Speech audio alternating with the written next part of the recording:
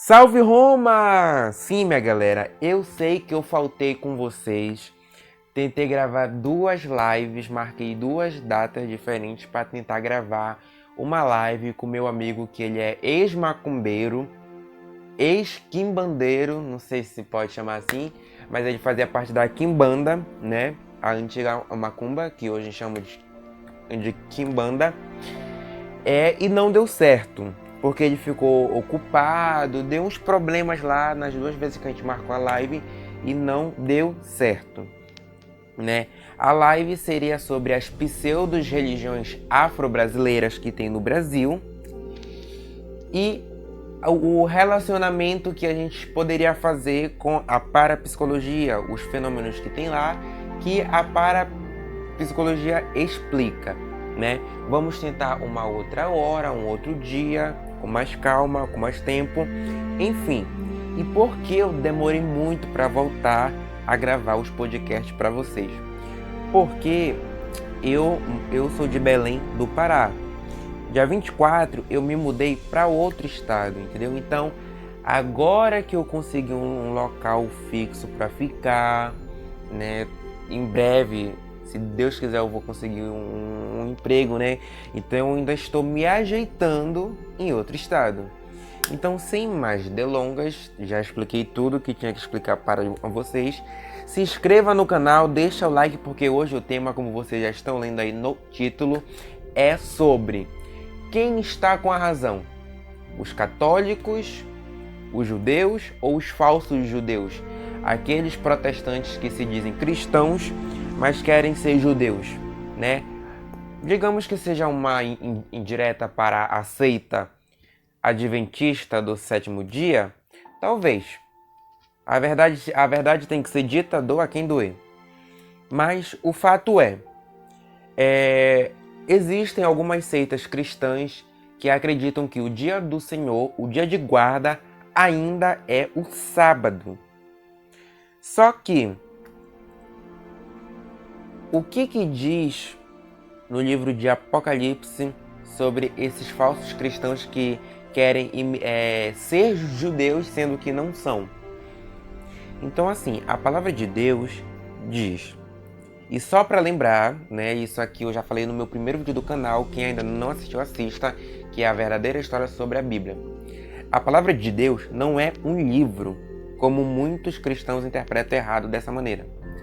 A palavra de Deus, ela se fez carne, não um livro. A Bíblia não é a palavra de Deus. Ela contém a palavra de Deus. Entendeu? A palavra de Deus se fez carne, assim como está citado em João 1,14. A palavra de Deus é o Filho Eterno. Então, toda vez que eu disser a palavra de Deus, entendam, por suposto, que eu estou me referindo a Jesus Cristo, Deus Filho. Então, aqui em Apocalipse, a palavra de Deus diz para esses falsos judeus. Apocalipse 2,9. Eu conheço a tua angústia e a tua pobreza, ainda que sejas rico, e também as difamações daqueles que se dizem judeus e não o são. São apenas uma sinagoga de Satanás. A palavra de Deus é bem clara.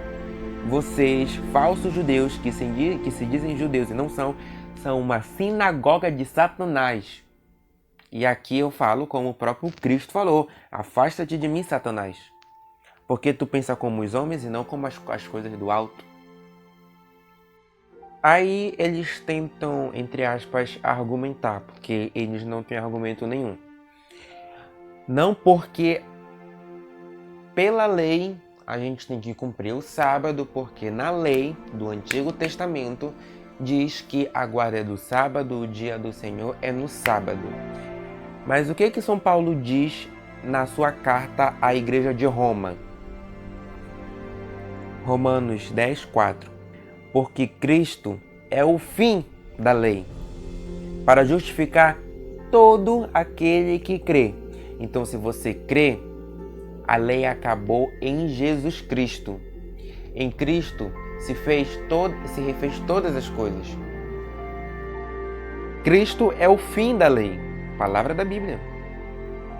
E como é que Cristo aboliu a lei? Como é que Cristo se tornou a causa do fim da lei? Bom, isso a gente encontra em Efésios 2,15. Abolindo na própria carne a lei, os preceitos e as prescrições.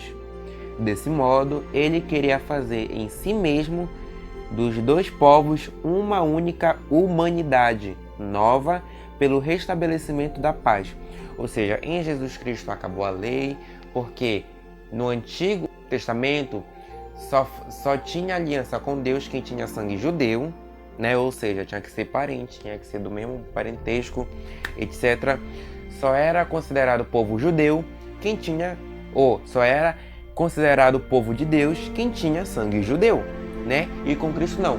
Todos podem ser o povo de Deus se batizar e fizer parte da sua doutrina que ele revelou e confirmou com os verdadeiros milagres, não com os falsos milagres. E aí, os que não acreditam que Cristo é Deus tentam argumentar: mas como Cristo é o fim da lei, se ele é só um homem, não é o próprio Deus, não tem autoridade, etc. João 5,17. Mas ele lhes disse: meu Pai continua agindo até agora, e eu ajo também, justamente porque Jesus é Deus. Por essa razão, os judeus, com maior ardor, ou seja, ódio, porque estavam sendo desmascarados, contrariados, etc., procuravam tirar-lhe a vida, porque não somente violava o repouso do sábado, mas afirmava ainda que Deus era seu Pai e se fazia igual a Deus. Ou seja, Jesus demonstrava que ele era Deus operando milagres, porque o milagre é exclusivo de Deus, de nenhum outro ser. Então, se Jesus operava milagres, era porque ele era Deus. E os judeus sabiam muito bem disso. Tanto que, no versículo 18, cita que, por essa razão, por essas atitudes, por essas demonstrações de Jesus Cristo, de que ele é Deus, que ele age junto com o Pai, porque o Pai, o Filho e o Espírito Santo é o único Deus, eles queriam tirar a vida de Jesus Cristo. Basta ler, sem cegueira, sem preconceito, sem fanatismo religioso, está escrito, leia, estude. E como a gente sabe que o dia do Senhor é o domingo, o dia de repouso, de descanso, etc. Bom, se a gente comparar, analisar, a primeira vez que aparece a palavra, o termo domingo, é em Apocalipse 1:10, que está escrito assim: em um domingo fui arrebatado em êxtase e ouvi por trás de mim voz forte como de trombeta. Em outras traduções, a gente vai encontrar a palavra no primeiro dia, assim como também vamos encontrar no original grego, no dia do Senhor, que em latim é Dominus Dies, que em português é domingo, ou dia do Senhor.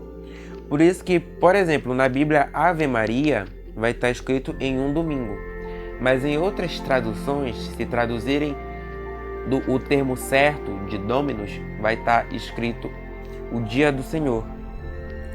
Então, pela primeira vez em Apocalipse, a Bíblia está dizendo que o dia do Senhor é o domingo. Se é o dia do Senhor, temos que voltar o nosso dia para o Senhor. Descansamos para adorar o Senhor.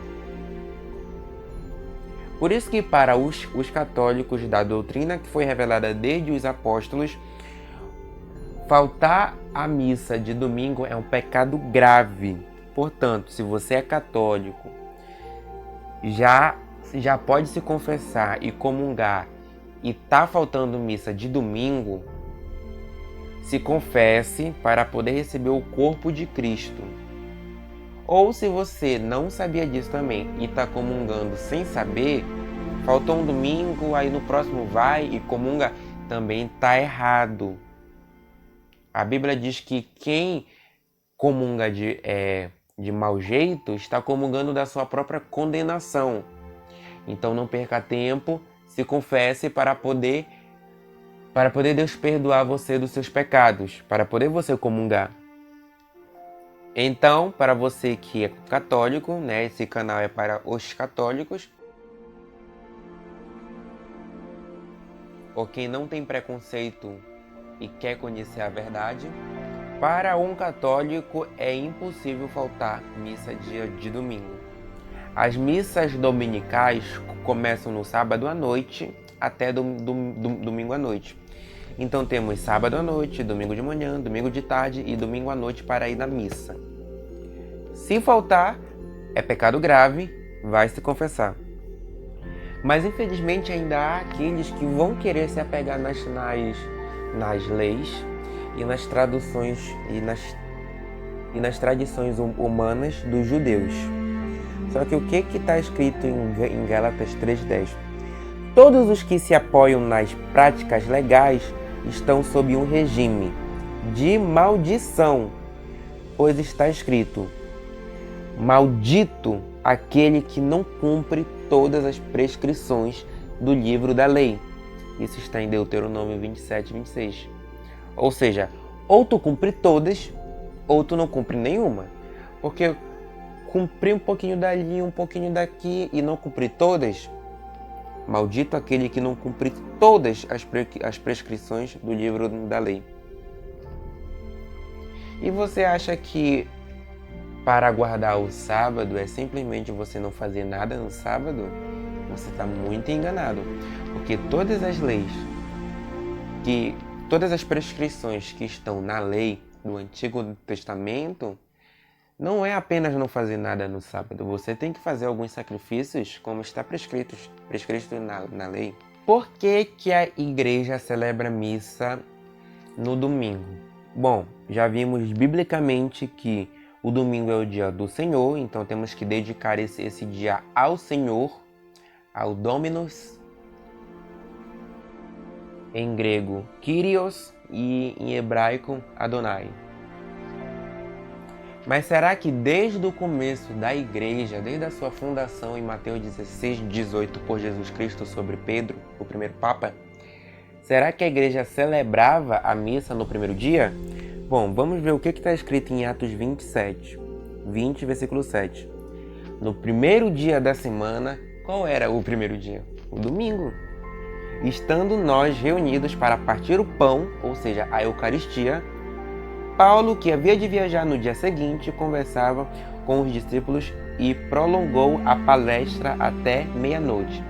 Essa palestra aqui, claro, naquela época não existiam os nomes técnicos, mas essa palestra que Paulo dava é o que hoje a igreja chama de homilia, né? Então, a missa aqui é algo já histórico, narrado desde Atos 20, versículo 7. Já cita aqui uma missa no tempo dos apóstolos, feita por Paulo. Mas será que é só essa missa que a gente encontra feita no domingo, no primeiro dia, dentro da Bíblia? Não.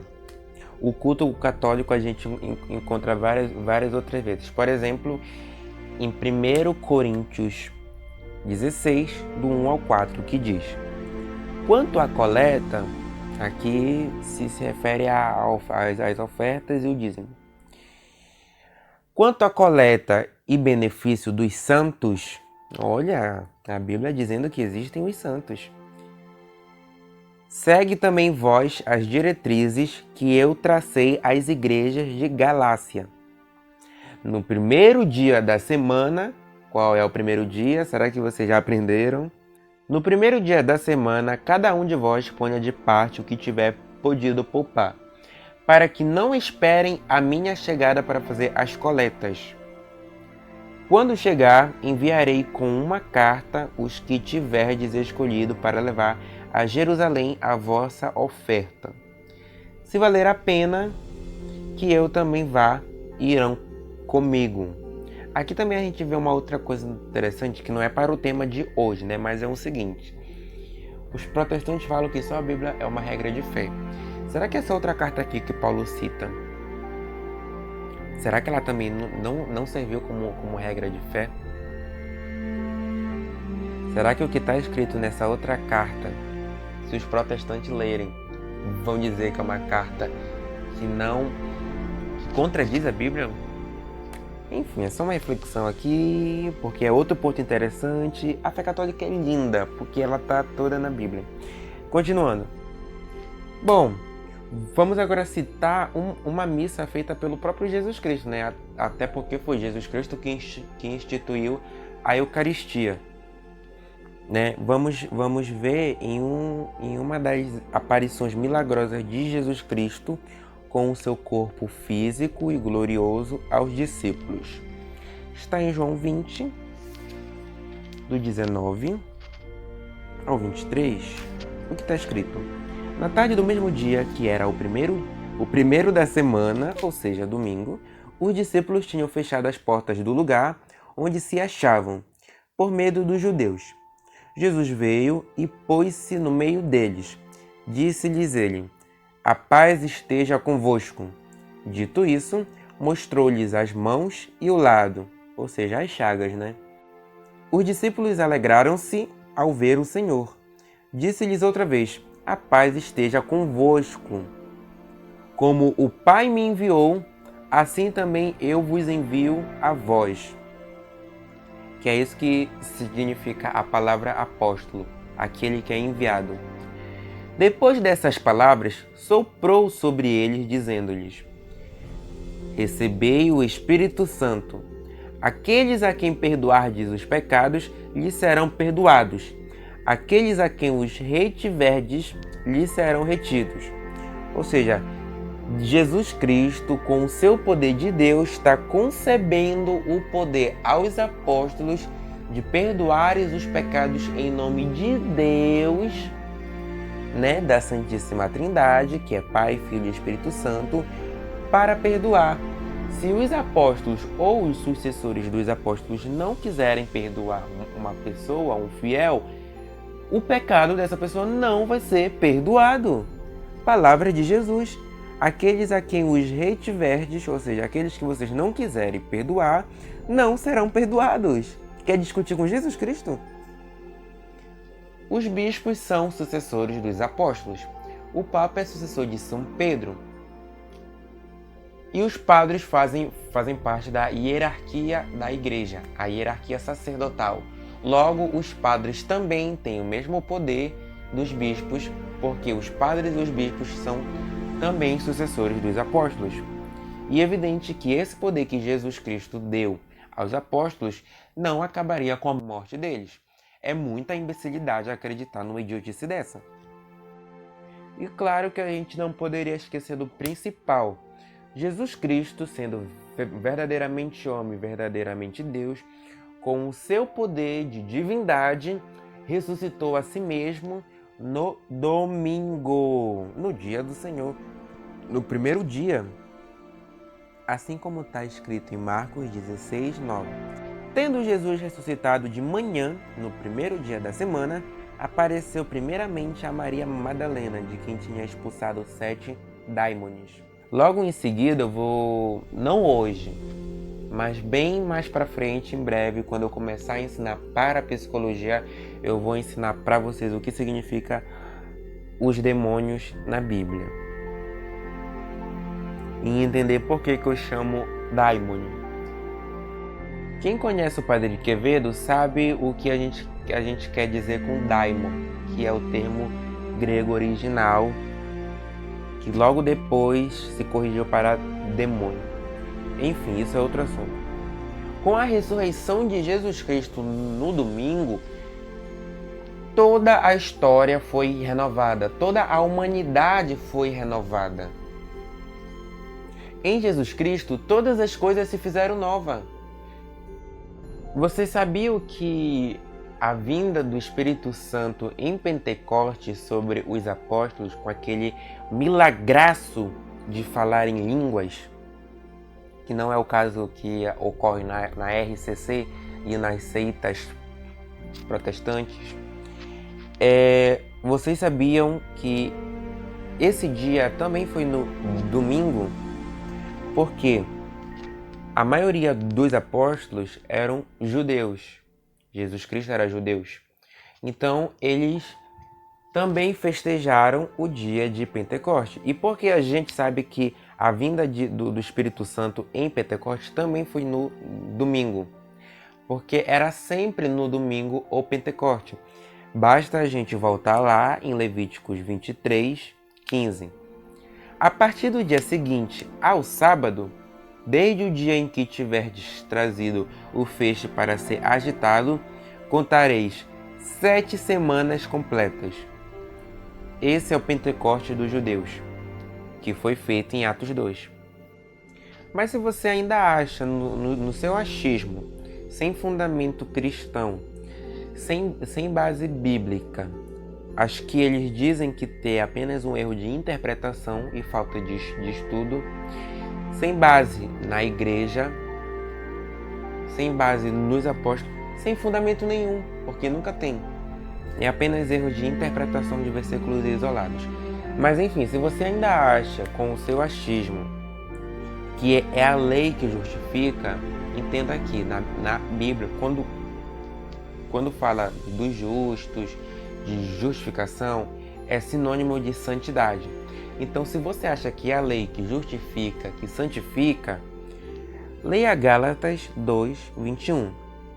Não menosprezo a graça de Deus, mas em verdade, se a justiça se obtém pela lei, ou seja, o Pentateuco, Cristo morreu em vão. Pois é, meu amigo, você não está sendo coerente como cristão. De forma doutrinária, não. Não sei como é a sua vida moral. Não me interessa, porque eu também sou pecador. Mas em questão de doutrina, você não está sendo coerente como um cristão.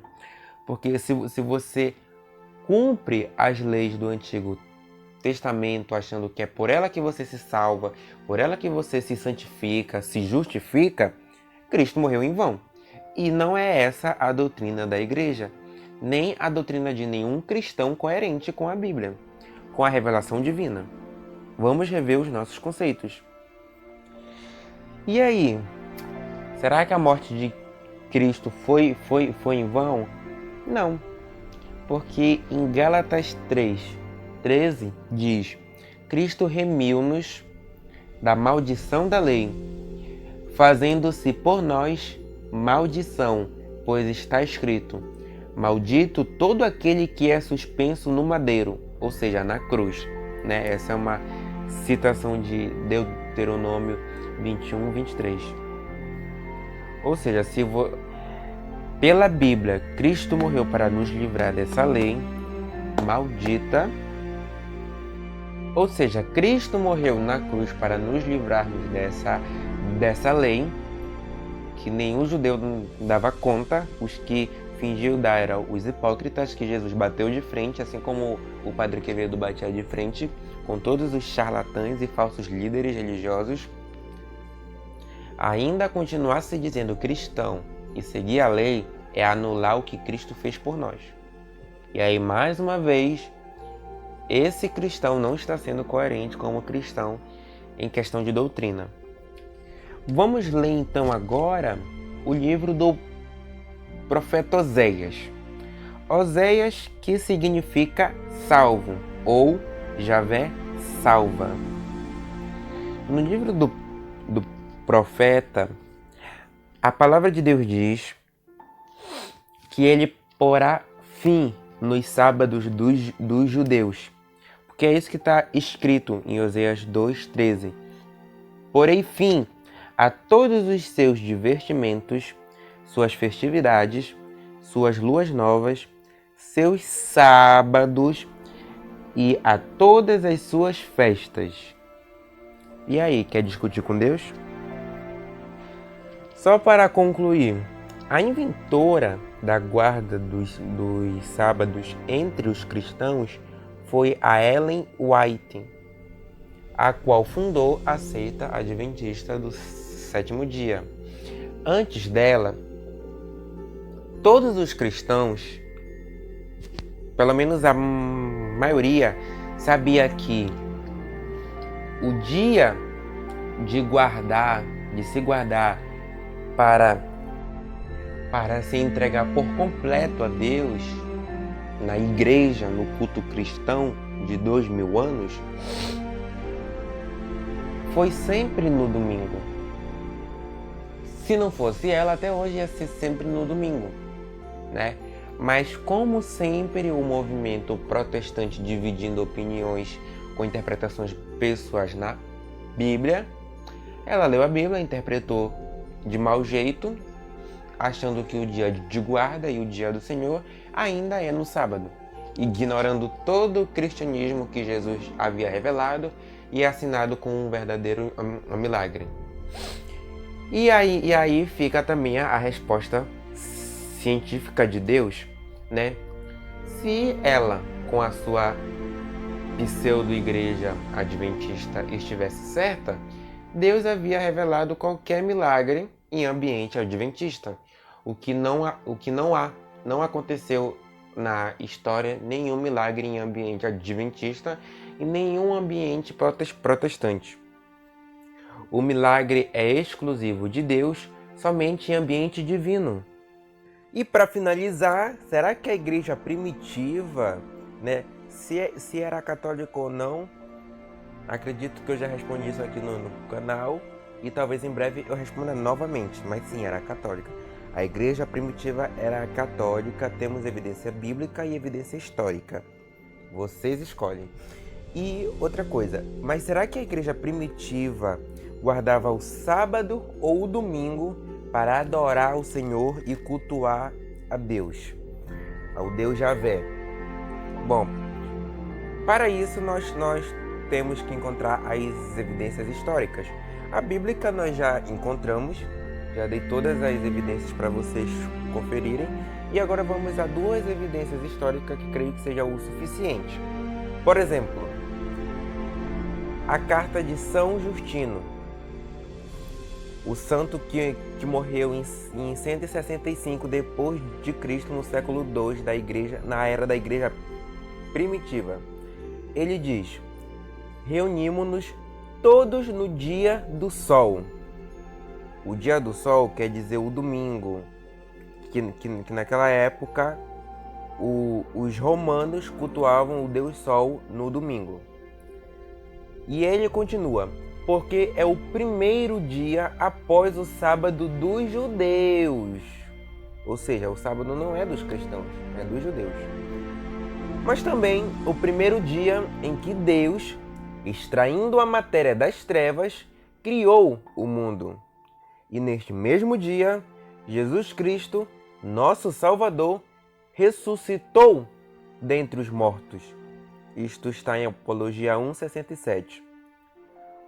Ou seja, o dia do Senhor, que é o domingo, é no primeiro dia, porque no primeiro dia Deus criou os céus e a terra, e no primeiro dia Jesus ressuscitou, renovando todas as coisas. Próxima evidência: Santo Inácio de Antioquia, que morreu no ano 107, no século II da nossa era cristã. Aqueles que vivem segundo a ordem antiga das coisas voltaram-se para a nova esperança, não mais observando o sábado, mas sim o dia do Senhor, no qual a nossa vida é abençoada por Ele e por sua morte. Isso está na sua carta aos Magnésios 9, versículo 1. Então, minha gente, acabou aqui a mentira protestante de que o dia do Senhor para nós adorá-lo e cultuá-lo seria no sábado dos judeus. Não, é no primeiro dia, como diz na época da igreja primitiva, no dia do sol, que é o dia do Senhor, Dominus Dies, domingo. Então, para quem ficou até o final e conferiu tudo, eu peço que deixe o like, se inscreva, sugestões, comentem no canal e ative o sininho, porque eu estou tentando voltar um vídeo por semana. Então, aguardem o próximo podcast. Muito obrigado. Até a próxima oportunidade, se Deus quiser.